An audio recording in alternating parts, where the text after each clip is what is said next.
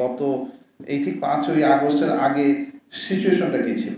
Situation হচ্ছে ওখানে BCCI বাংলাদেশের ট্যুরিজম সেক্টরে দেখার জন্য একজনকে নীতি নির্ধারণ করে দেওয়া আছেন শমী কায়সার।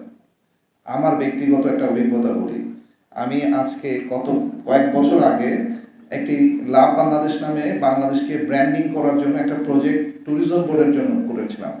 সেইটা আমি যেহেতু বেসিক্যালি আমার বাই প্রফেশন আমি কনসালটেন্সি করি, এই ধরনের প্রোগ্রাম তৈরি করি, সেখানে আমি যখন তৈরি করলাম ওনাকে আমি রিকোয়েস্ট করেছিলাম যে এইটা উনি নীতি নির্ধারকদের কাছে তুলে ধরবেন। উনি সেটা পরবর্তীতে নিজের নাম দিয়ে চালিয়েছেন, এটা তার। এই ধরনের মানুষের কাছে আপনি বিচার চাইতে যাবেন যে মিথ্যা কথা বলে? আমরা বাণিজ্য মন্ত্রণালয়ে গতকালকে দেখা করেছি, ওনারা আমাদেরকে নিশ্চয়তা দিয়েছেন খুব শীঘ্রই তারা এটা নিয়ে ব্যবস্থা নেবেন।